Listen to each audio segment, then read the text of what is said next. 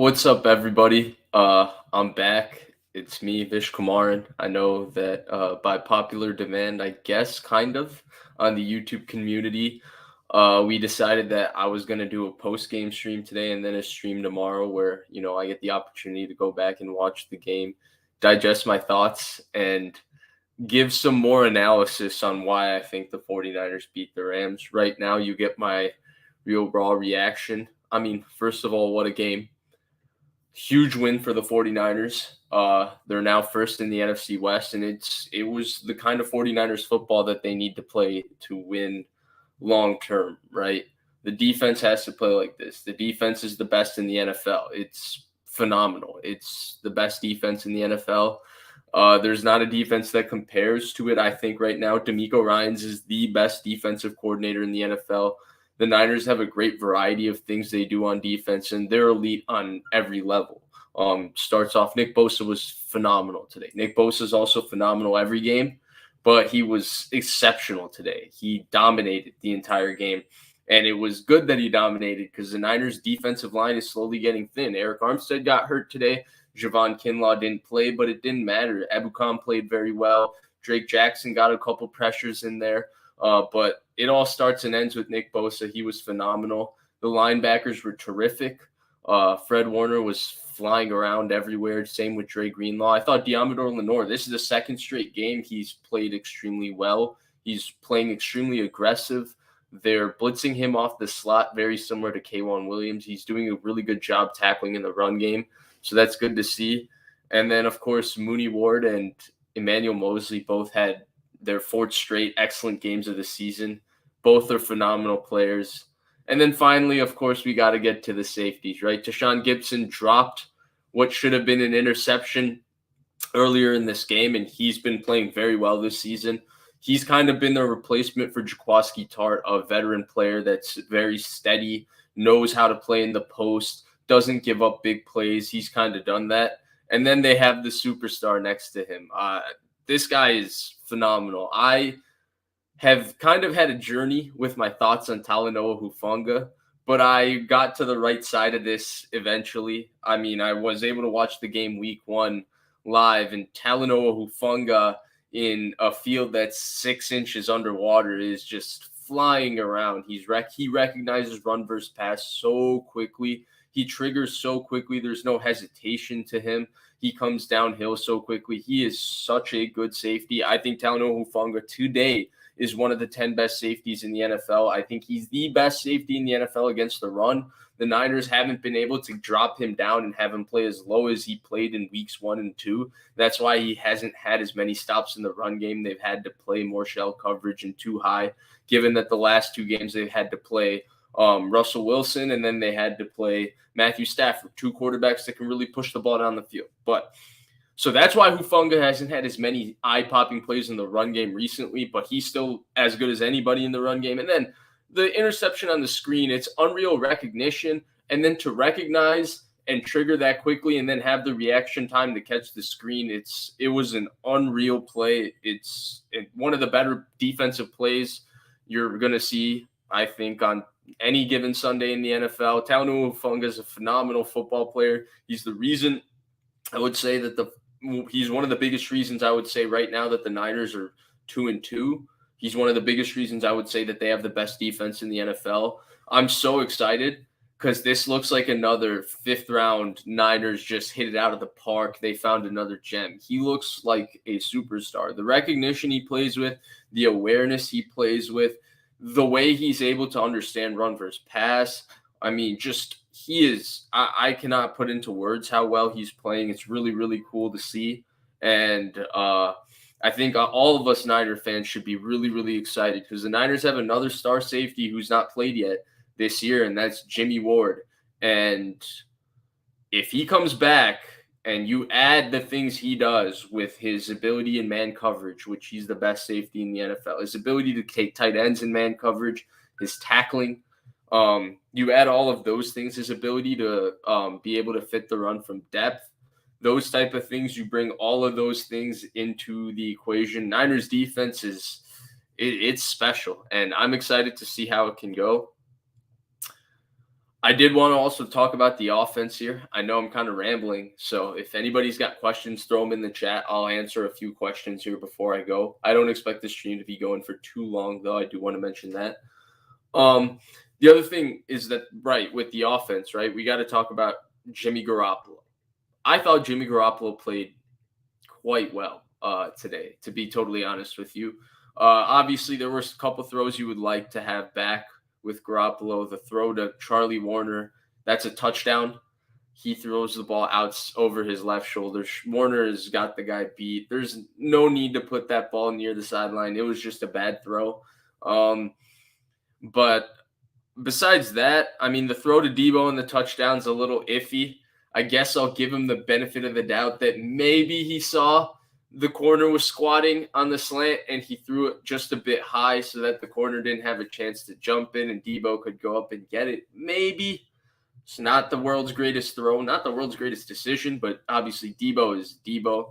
But overall, I thought he played really well.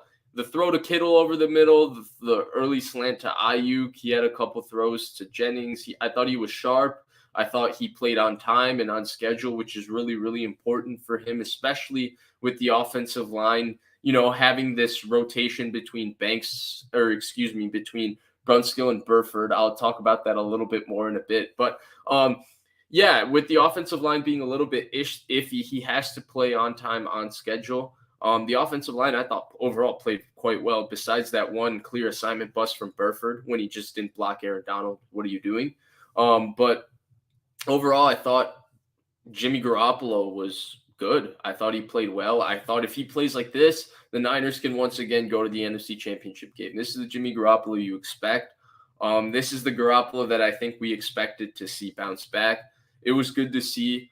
It obviously helps when Debo Samuel is playing like this. I mean, that 3rd and 10 really changed the game when he took that screen and picked up the first down. I think it was 3rd and 12, actually. Excuse me. You just throw a little tunnel screen to Debo, and he's able to do that. Then the slant. I mean, was there any doubt that he was going to score? Jalen Ramsey's a phenomenal tackler. He's got Debo Samuel one-on-one in the open field, and he has no chance. It's unreal how exciting it is as a 49ers fan at this point, just because you look at how this defense is playing. They've given up less than 10 points in every single game this season. Another game here that they haven't given up a touchdown. They didn't give up a touchdown against Seattle. They didn't give up a touchdown against – yeah, they did give up a touchdown against Denver. But they didn't give up a touchdown against Seattle, and now they didn't give up a touchdown tonight. Lost my train of thought there. But overall, you look at how they're playing. They're playing unbelievable, and then you talk about, where this offense can go. Kyle Shanahan was really in his bag calling plays. It's really exciting, I think, to see what the outlook is for this team, especially given that you've got Carolina up next. Carolina is not a good football team. They're going to really struggle to block this front. The Niners defense should have that Carolina offense in 25 different kinds of hell. And then the game after that is Atlanta. I think Atlanta's run game actually will give the Niners defense a little bit of trouble. It's going to be the most diverse run game they've seen schematically. It's going to be the most creative run game they've seen. I think it'll be a real test to see how disciplined the Niners defense is, how diverse they are with their fronts. I think that'll be a fun game to test that out. But really, the Niners are in a great spot to be 4-2, first in their division, and being in the driver's seat with a lot of confidence with this defense playing great and Garoppolo getting better to really, really think that, they got a chance to make a run at obviously getting to the playoffs, winning this division, and moving forward. So I guess I can take a few questions now. I'm still getting used to the entire streaming alone and keeping on the same train of thought. I'm hoping that it kind of improves. This is obviously my second time doing this alone, so I'm hoping eventually I get better at staying on topic and being able to give you a real concise, definitive description of my thoughts exactly, rather than this scatterbrain kind of where I'm just throwing every information, every thought that comes into my head at you. Another thing I really noticed in this game, just to keep going there, is I thought McVay had the best plan he's had in terms of attacking this Niners defense. This is the best Niners defense I think I've seen. It's better than the one in 2019, in my opinion. It's more creative. I like D'Amico Ryan's at this point more than I liked Salah at 29 in 2019, and it's just better on all three levels. I think it's the best Niners defense. And I thought what McVay did, especially given that this is the least talented Rams offense I've seen under McVay, it's really Stafford, Kupp. The offensive line is really bad. I don't think Skoranek is very good. I don't think Allen Robinson has really found his footing and found his chemistry with Stafford. It's just not a very good offense. And McVay was finding ways to move the ball against a very good defense. It was very Jared Goff-ish watching Matthew Stafford, right? Last year, we saw them get into empty a lot. And they got an empty today, but it wasn't the same way where they're running these deeper, longer developing passing concept. Stafford is getting in the gun, taking 5 and 7 step drops, and he's working through a progression, coming back to his third read on the backside, and he's able to step and take 3 hitches in the pocket and throw an absolute dart. And we saw those kinds of things, them doing that against even the Niners pass rush, which was unbelievable last year. This year, today we saw it was all misdirection. It was get the run game going. It was their keeper game, their play pass game. It was all of that. But we didn't get to see that, just prolific where, we're going to spread you out 5 receivers and we're going to attack you with Stafford and Kupp down the field. It was a lot of really creative Shanahan Debo kind of ways to get Kupp the ball. And because of that, I just felt like while McVay had a really, really good plan, the Rams' lack of talent really got exposed today. They didn't have anybody that was challenging other than Cooper Kupp, these 49ers corners. The Niners played a lot of press. They really challenged these receivers at the line of scrimmage. They played a lot of too high safeties, but they played their safeties low and aggressive in quarters coverage. They weren't scared of anybody on the Rams offense besides Cooper Kupp. I think that was pretty obvious. And even though McVay, I thought, had a good plan and had a really good rhythm with how he called the game, and Stafford, besides that one play, which even that screen, I mean, again, you're throwing a screen. It's 2-on-2 on that side. Maybe it's not a good decision, but 2-on-2 numbers even. You've got Cooper Kupp. I don't know. I think it's a pretty good decision. But even then, let's say he made the wrong decision. That play was more about how special Hufanga was. I thought Stafford played, pretty well. It's just this defense is too good. It's too good. So I guess I can get to some questions. Random Bob, yes, your question did make me lose my train of thought. I really appreciate the donation. The question is, how much would Grant have to pay me to go back? I'm not going to answer that for obvious reasons. I addressed this on Saturday in my stream. I would suggest that anybody go watch it, what happened. I don't want to make it a thing because it's really not a dramatic thing. There's no drama. There's nothing against, I don't have anything against Grant. I mean, I'm sure he's doing a post game very soon after this. You should definitely go check it out. Sure, it will be exceptionally interesting. If I am awake at that time, I don't go to sleep, I will definitely check it out as well. But I'm not going to answer this. David Velez says, why isn't Kittle getting a lot of looks as a pass catcher? They used to scheme him open. This is something I'm going to have to go back and watch. The thing with Kittle is sometimes there's been unlucky opportunities on some of the plays they've schemed for him that could lead to big plays. For example, you go back to last year in the playoffs, right? First play of the game versus Green Bay. Kittle's got a touchdown, right up the seam, touchdown. Garoppolo puts it on him. He drops it. First drive versus the Rams, same look. I think it's both times they got the same look. Again, Joe Barry, Raheem Morris, same defense.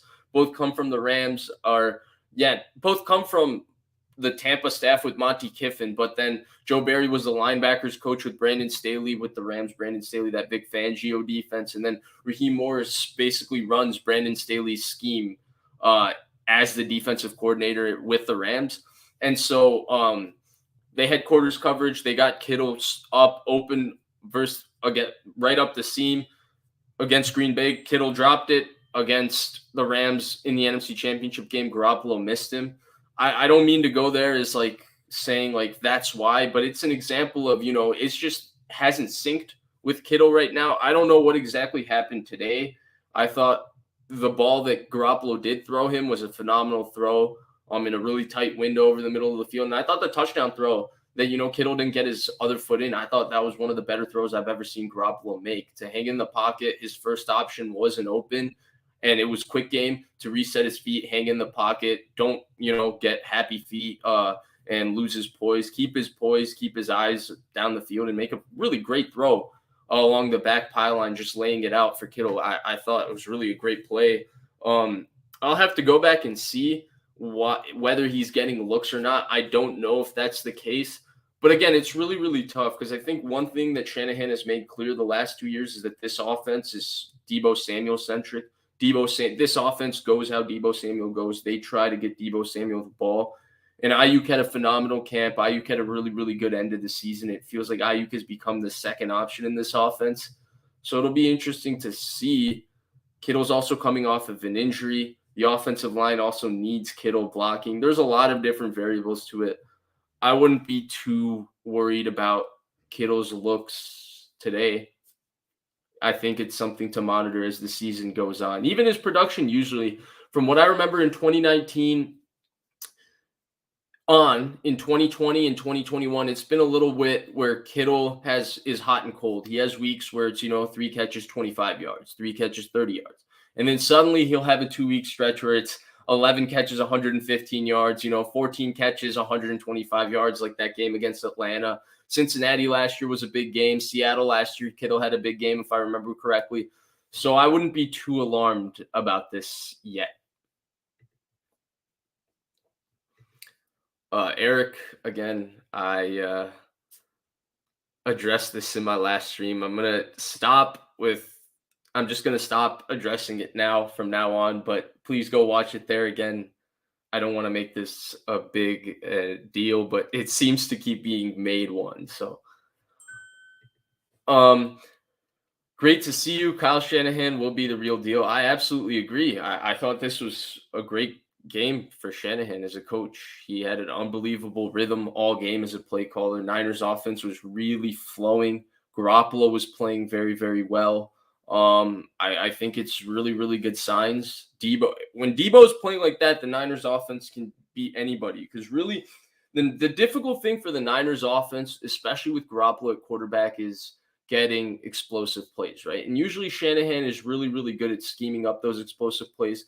Even with Garoppolo at quarterback, even though he can't really, I don't know if he doesn't really push the ball down the field. The Niners managed to be, top 5 in explosive play rate the last few years. And a lot of it has to do with Shanahan's ability to scheme it up, but it's also Deebo. I mean, Deebo, this is why I think Deebo is so special. It's been a while since people have heard me talk about Deebo, I guess. I don't know. Maybe they're happy because it's, I love Deebo, so I'll go on and on about how good I think Deebo is. But it's just, I think it's so game-changing for an offense to have a guy where, hey, nothing's working. Let me just throw a tunnel screen to Deebo. Oh, look, Deebo got 20 yards because, Deebo's special. He's the best player in the NFL. Him or Lamar Jackson or, Jamar Chase or Tyreek Hill, I would say, with the ball in their hands is the best player. When Deebo plays like this, Niners offense gets explosive plays and it allows them to be able to function. Oh, and then I also wanted to mention the Jeff Wilson touchdown run. It was a great call. Niners blocked it up beautifully. And then Jeff Wilson, I haven't seen that kind of explosion in speed from him. And wow, that was something.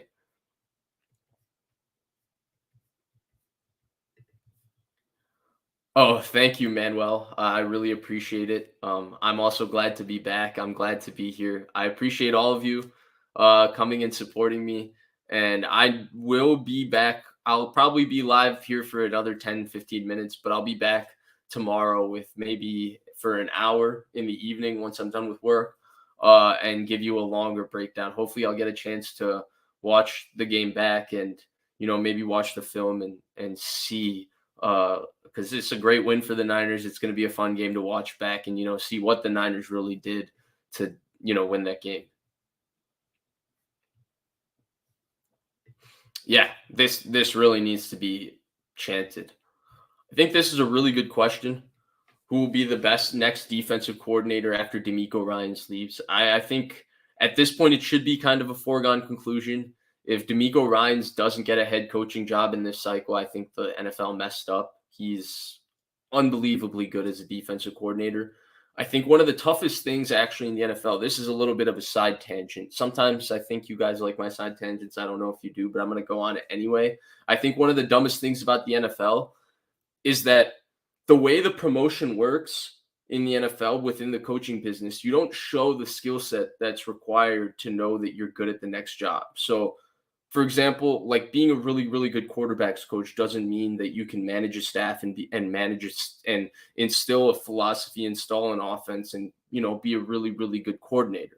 And being a really, really good coordinator doesn't mean you can manage the game, manage the media, manage the team, organize scheduling, and do all of those things and be a really, really good head coach. So, I mean, sometimes I feel like the NFL could be more creative with their hiring process where the next best coordinator doesn't necessarily have to be the guy that's the hottest head coaching hire in the cycle. Just especially given how difficult it is to find a good head coach anyway. They come in all different shapes or sizes.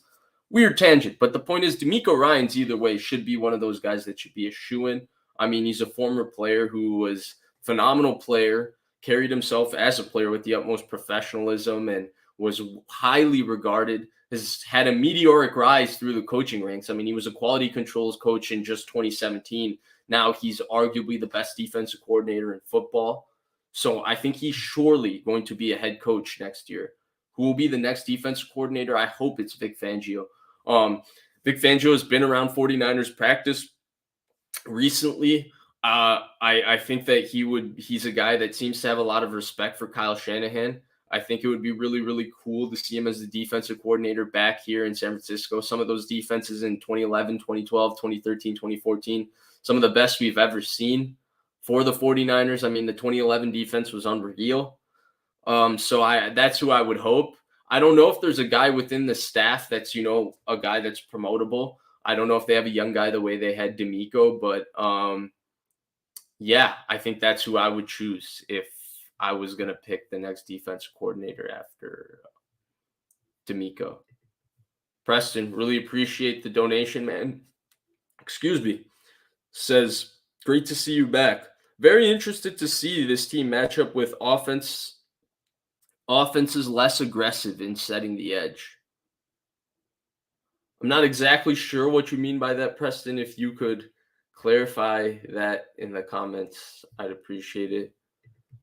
Kevin Rendon asks, who would I give the defensive MVP today? I think the defensive MVP has to be Hufanga, right? That pick six was the special play. That was the play of the game. But if I was going to go for overall the guy who really dominated the game on defense, the best player on defense, it was Nick Bosa. So start to finish clinic from Nick Bosa. It helps, that the Rams don't have Andrew Whitworth anymore. They have Joe Noteboom. They still have Havenstein, who's a decent player, but he's got no chance against Nick Bosa. Nick Bosa just phenomenal. Dominated this game. Junior says, I thought you were coming on tomorrow. Yes, I will be going live tomorrow and doing a more in-depth breakdown of the game. I'm also going live in the afternoon, actually, with the 40. I got a lot of streaming, actually, recently. Didn't expect it, but I'm going on with the 49ers Supporters Club, so I'm really honored to be partnering with the 49ers. The Supporters Club, I will be going on at 12 Pacific, 2 Central, 3 Eastern. It's exclusive. It's an exclusive stream for the Supporters Club. I think you have to join the Supporters Club to join that stream. I'll be recapping the game. If you missed that stream, all good. I will be streaming here in the evening, and I will most likely recap the game, just give you my thoughts, the highlights, some of the best topics, and then we can maybe, I'll answer some questions too as well. Levi asks, or Levy, do you think this team has the ability to be more of a drop back passing team? Do you think it will benefit the team more for Lance's development? At this point, I don't think this team is built to be that kind of team, right? I think in Lance's development, I guess, maybe, but it takes so long for a guy to become the kind of guy that you rely upon in the drop back pass game where you're really asking him to just, you're running, you're putting him in empty, you're having 5 receivers, you're running, deeper down the field concepts, and you're having him read through a progression where he's, reading a safety rotation and then being able to throw away from the rotation and stuff like that. I think it takes a lot of time to play. It takes a lot of time and reps to be that. I don't think this team is built for that right now. They don't really have the pass game equipped for that. Starting with the quarterback isn't equipped for that. Offensive line isn't ready for that today. And then the receivers aren't really, that's not their style where, you can just line them up in that type of a setup and throw the football. I would probably say that for Lance's development, this is maybe something he could do eventually. And, maybe the team would also have to grow a little bit to get there. But today, I don't think that that's how they're built. And in fact, I don't think that's how Shanahan wants to be anyway. I think he really, really wants to have that 50-50 where everything is built around the run game and the pass game is a lot of misdirection and play action, and you're hitting explosives 18 to 20 to 30 yards down the field. It's kind of a weird mix because Garoppolo wants to be in that shotgun quick game the way New England is in the pass game. And really, that's not Shanahan's cup of tea, right? You go back to him in Houston. They were an under center, aggressive down the field pass game with Matt Schaub and Andre Johnson and Kevin Walter, right? They ran the football with Steve Slayton, but it was play action, push the ball down the field. Same thing really in Atlanta. They did the quick game stuff because Matt Ryan really was good at everything, but the real change for Matt Ryan between 2015 and 2016 was he improved his deep ball, and they really pushed the ball down the field off play action. One of the greatest offenses in the history of the NFL. So I don't think that it's really a big deal for them to not be a drop back pass team, because I don't think that's where Shanahan wants to major anyway, especially when the defense is this good. There's really no need to drop your quarterback back that much if you have a defense that's dominating like this. MJ Mamba asks, "Are you working as an engineer?" Vish, yes, I am. I do have work tomorrow as well. Aniket Her Her Herwadker asks, "Is it possible that the reason why McVay didn't think of going down the field was because of the improved 49ers DBs? Even if the QB play isn't upgraded, can the upgraded corners put the Niners over the hump?" So I think this is a really great question. It's a two-part question. I don't think McVay, it's twofold, right? The Niners DBs are really good, and then Rams don't really have weapons that are going to really challenge Mooney Ward or Emmanuel Mosley. But also, it's really tough to throw the football down the field when you don't think that you can block the Niners front. And I think that was the Rams' biggest problem. They were struggling to get explosive plays. They had a couple of really, really nice explosives schemed off play action to Cooper Kupp, where Stafford made a couple great throws and they were able to get it all protected up front. But I think that was their biggest issue. Can the upgrade at corner put the Niners over the hump? It's definitely a possibility. I mean, we saw last year corner play did I can't talk. Corner play let them down in the NFC Championship game, right? Like a lot of the Rams plays later in that game was just lining up on the outside with Beckham and Kupp and just winning, and throwing the ball outside the numbers where it's one-on-one a lot. And so I do think that, being better at corner can maybe put the Niners over the top, but at the end of the day, you need your quarterback to make a few plays.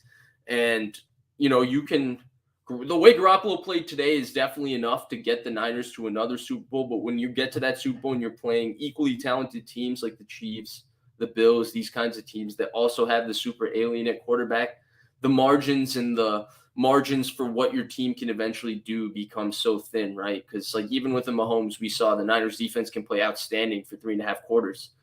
You just can't hold him the entire game. He's just too good. So it's a really great question. It'll be something to monitor.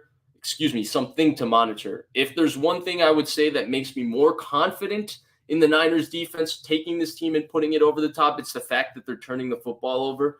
One of my favorite things to do is watch America's Game.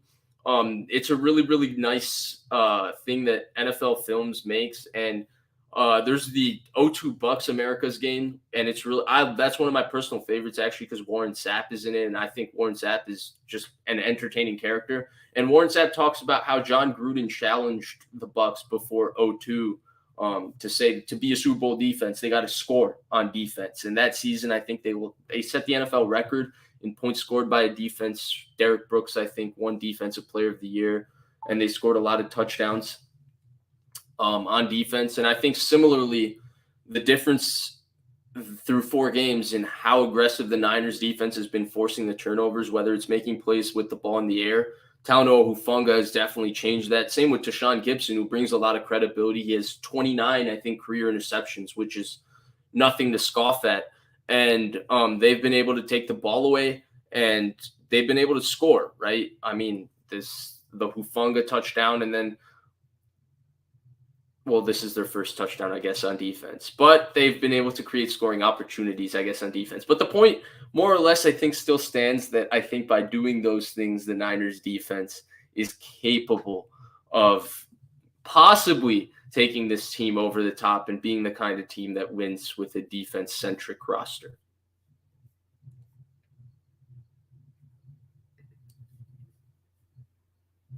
Kevin Jones asked, do you think the 49ers will get so desperate they put Debo under center?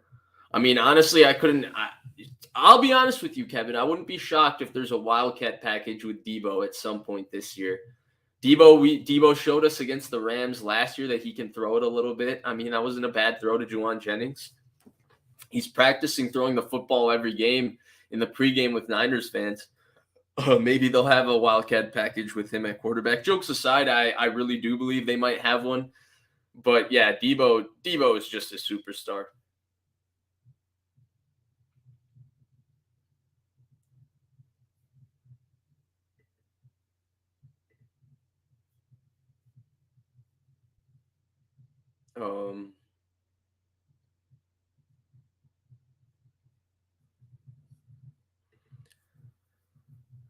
Sonny Desai, appreciate the donation a lot. Thank you. He asked, Jimmy G's the ultimate revert to the mean player. Over 20 games, he'll win like 12 or 13. I'm not trusting him to win elimination games. I mean, this is the kind of, I think that this is the kind of formula Garoppolo showed you, that this is the kind of formula you can win with him, right? I mean, you got to be able to run the football. You got to have your defense playing well, and you got to consistently stay above the sticks. The Niners did a really, really good job getting into third and manageable. They had a lot of positive gains on first down. They were able to do it through the run game. I thought Shanahan was a little more aggressive throwing the football on first down, which was nice to see, right? The first pass play of the game on offense was a slant to Ayuk, which was a little aggressive, and, we like to see that. I think that really definitely helps. I think when the offense is flowing like this and in rhythm, Garoppolo can also play in rhythm. And when he's able to play in rhythm and he's able to see things clearly, which he saw today, he's able to play very, very effective football. I think it becomes a little bit more difficult. I mean, the Rams played a lot of soft coverage today. They played a lot of off coverage, so they were allowing free access for the Niners receivers. So there were a lot of easy throws for Garoppolo to see right in front of him. I think it'll become more interesting when you get to the playoffs and teams have very, very game planned looks on how they want to defend certain things the Niners throw at them.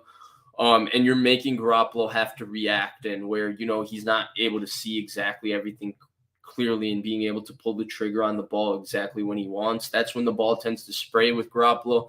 That's when, he tends to throw the ball up for grabs a little bit. I don't see any reason why that won't be the case still. But through the regular season, through arguably, maybe even the NFC in the playoffs, I think this strategy and this way of Garoppolo playing is definitely a way the Niners can win a lot of games for sure.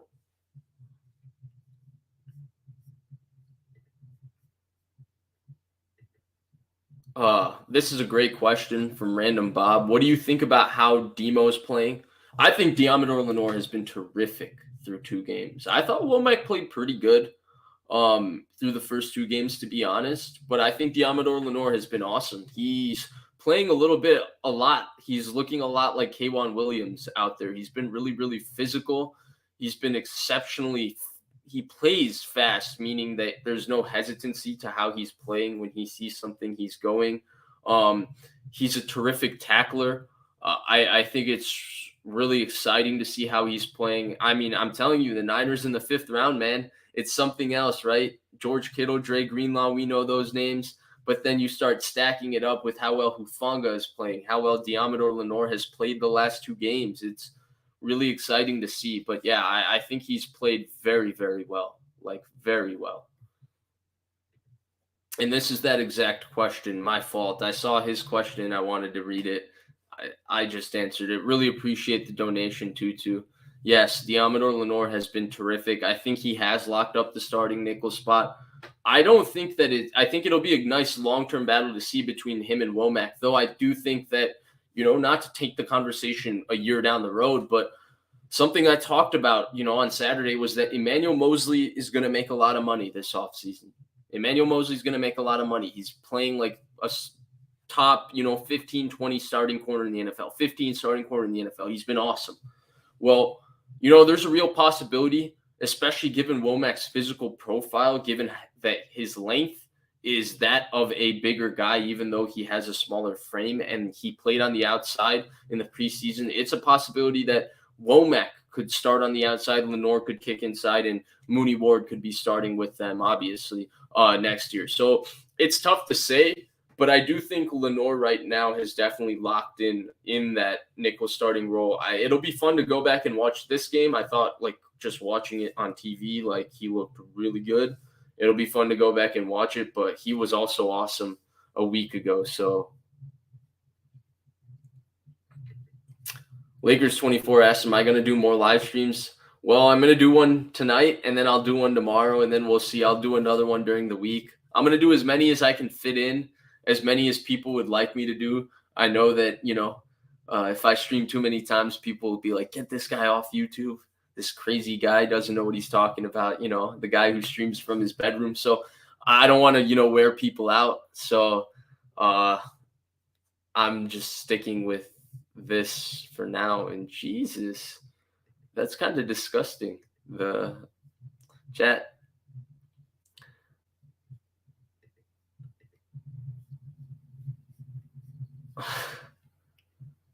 Yeah, I blocked him. He was having a good time. Okay, so Preston Reynolds, I wanted to make sure I got back to this.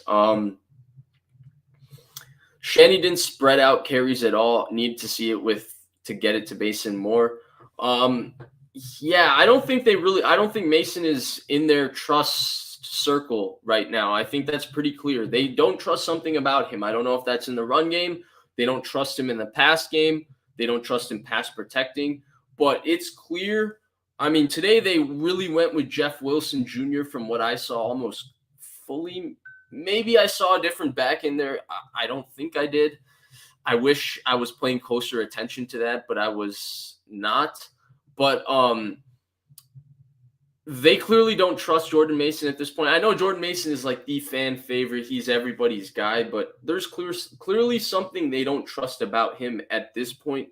They liked him enough to keep him on this roster, and he made the team over a third-round pick in Trey Sermon, so they clearly like him. He's not there in their trust circle today. They are riding with Jeff Wilson, who played well today. That touchdown run was the most explosive I've ever seen Jeff Wilson look. He was shot out of a cannon there. So that would be what I would say about that. Black Pill Army says Jimmy G is literally Dr. Jekyll and Mr. Hyde. I don't know if he's Dr. Jekyll and Mr. Hyde. He's definitely got a Mr. Hyde to him. I don't know if he necessarily gets to Dr. Jekyll. He's kind of a very, very interesting player to watch because he relies so much on game instinct and rhythm in just how he plays. He plays a style of quarterback that's technically cerebral, but I don't look at him playing like a exceptionally cerebral game, if that makes sense. Not that he isn't a smart player or anything, but you watch somebody like Manning or Breeze or Rodgers or Brady, and they do so many things just with how they understand the game and know where to go with the ball. Garoppolo doesn't really play that way. He kind of plays off instinct and feel and knowing things, and that gets him into trouble sometimes too. But then sometimes he can make like a really spectacular play on instinct where, he flips his hips and throws a ball early with anticipation to a spot, and the guy runs into it and he takes a hit, and it'll be a 12-yard completion, but it's really a great throw, and you go, whoa, like, wow, that's a great play from Jimmy Garoppolo. He's a very interesting player.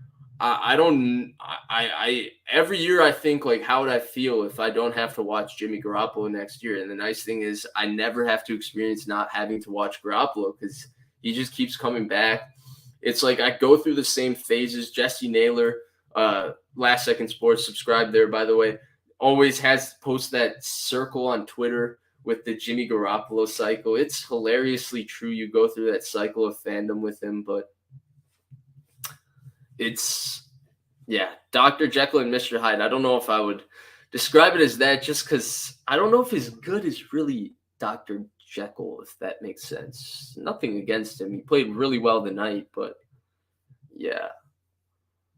What did I think of Aaron Banks tonight? I'm not sure. It's really I wasn't watching him specifically. I can that's something I can definitely look out for. I've actually I'll put this out there. I've been very happy with how Aaron Banks has played all season. I think that it's really promising. People should be very excited how he's played at left guard. I'll say this. He's played better than a certain left guard who's currently playing in New York, but I think that's a conversation for another day.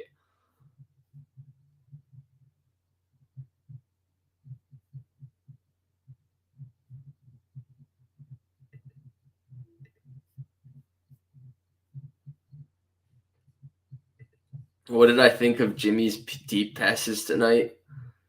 I mean, the one to Charlie Warner was pretty horrible, but yeah, the one before the half.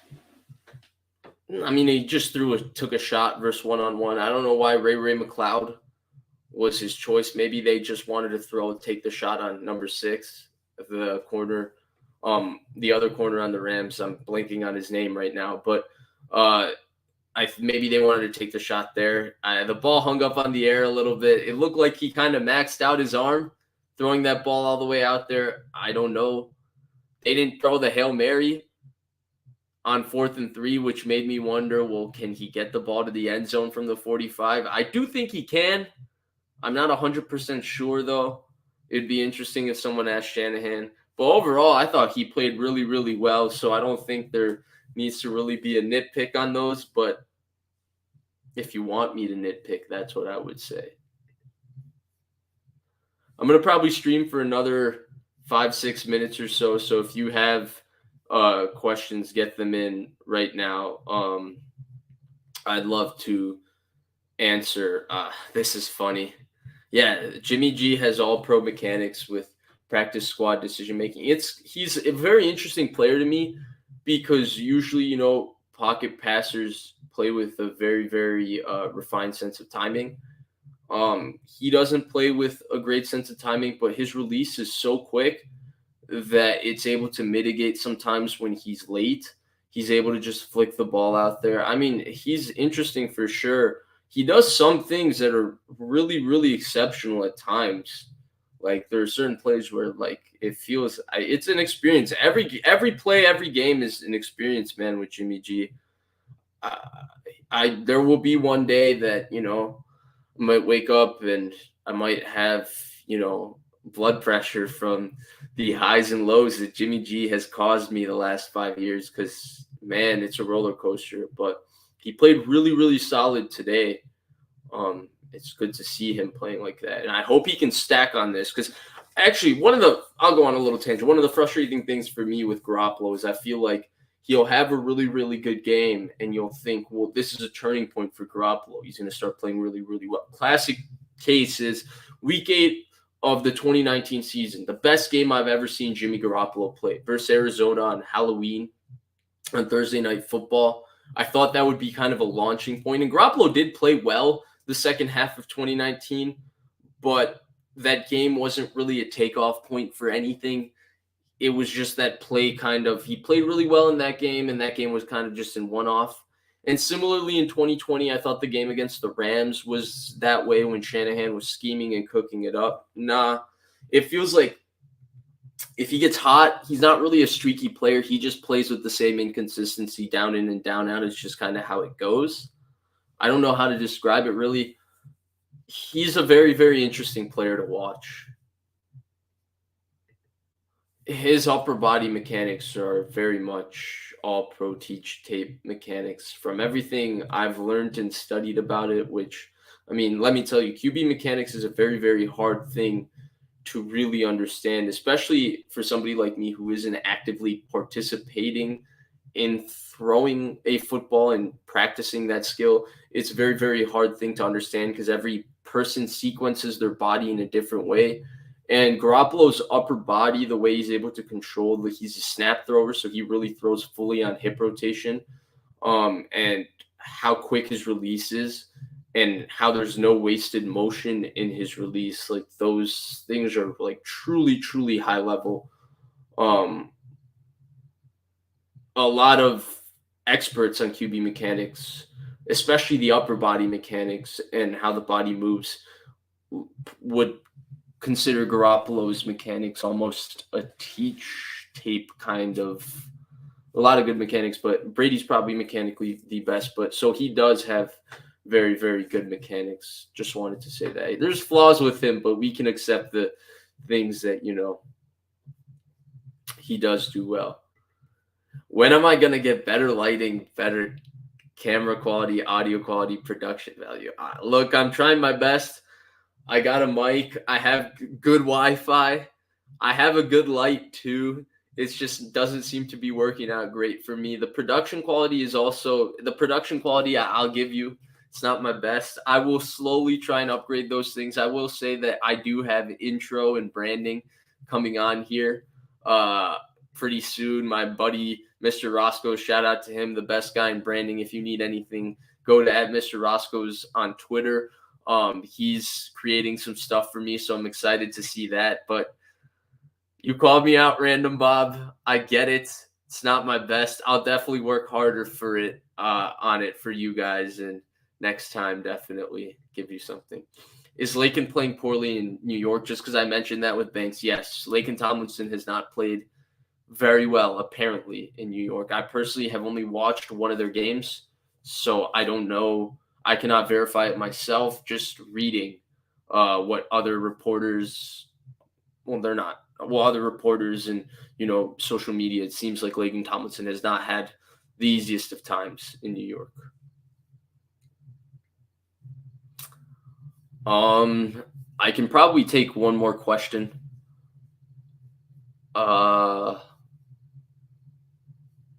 I look like I'm being held hostage. Come on, man. My room's kind of nice. It's just a really weird angle. And then I have no central light, so it's all relies on natural light. And obviously it's night, so there's no sun coming in. So I mean, I get it, the beige, like kind of white room, but it's I'll improve it next time. I'll put up some like Niners flags, some jerseys, maybe. I'll make it look better. Um, yeah, Hufunga definitely's got that dog in him. He's special. Um, I can take one more question and then I'll see you guys tomorrow. Do you guys have? Let me see. Anybody's got a question?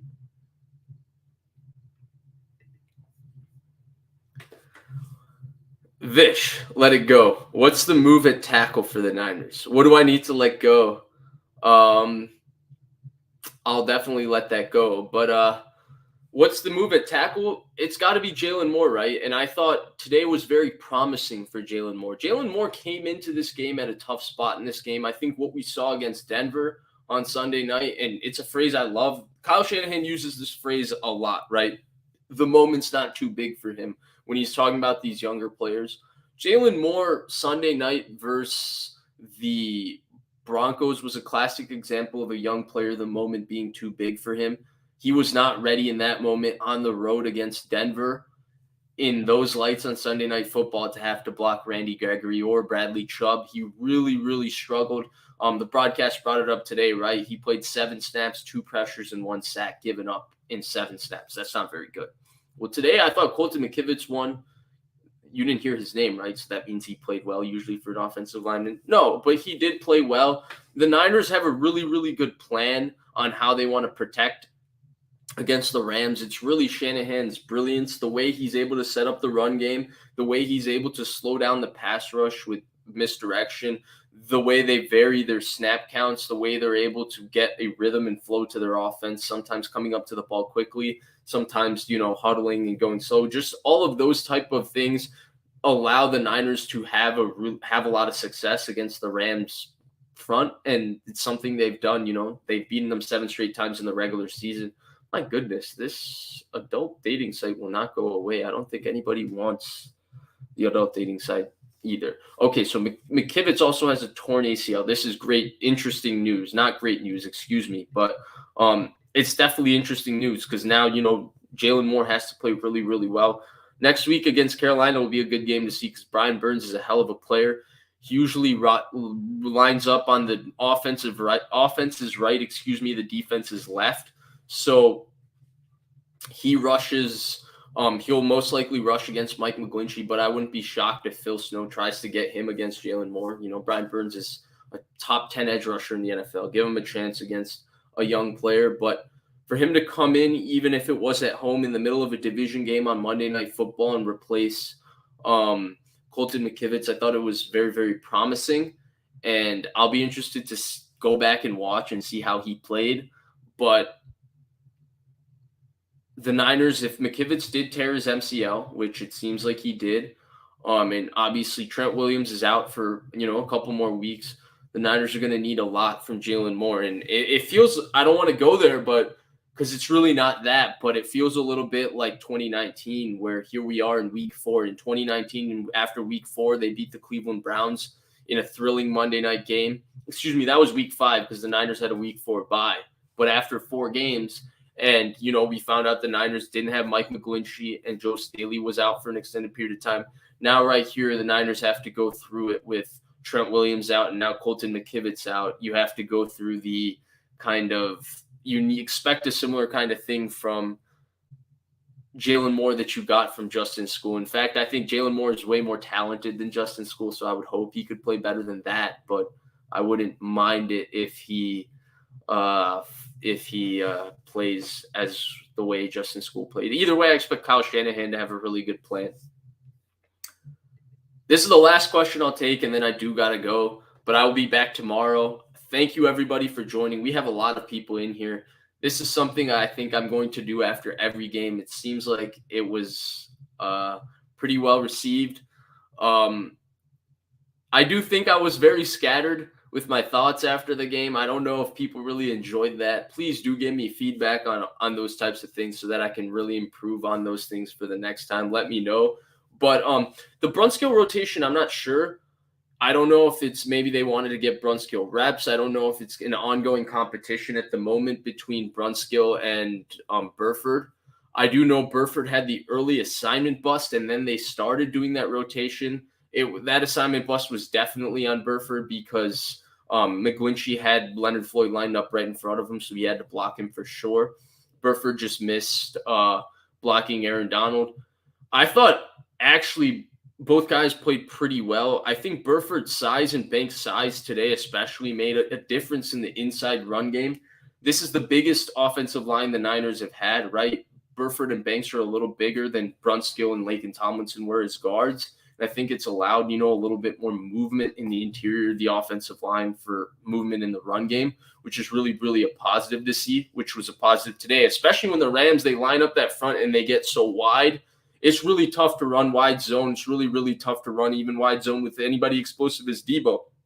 So you need to really be able to move, especially because the Rams defensive linemen are coming up the field. You need to really be able to move them north and south in the run game. And I thought they were able to do that. And so it'll be interesting to see. I'm sure Shanahan answered this after the game, but I thought that rotation was interesting, definitely. And then Manuel Guzman, this will be the last thing I answer. Appreciate it from everybody. I will be back tomorrow. I'll post the time on Twitter in the YouTube community tab, so stay tuned. Check that out for sure. But I will be back tomorrow with hopefully a more in-depth breakdown of this game. This was just my off-the-cuff thoughts. But Manuel Guzman asks, what is your prediction and final score for the 49ers versus Panthers game?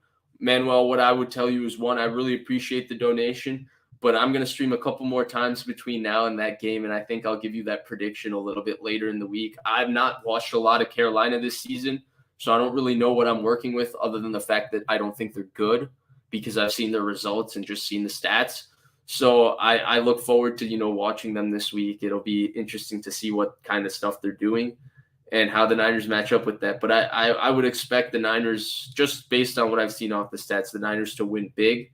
I think their offense might not dominate as much as people would like them to, but I don't expect Carolina's offense to do diddly squat against the 49ers defense. It's the best defense in the NFL. But that's the end of this stream. Appreciate everybody joining. It's been really fun the last 3 days to get on YouTube again.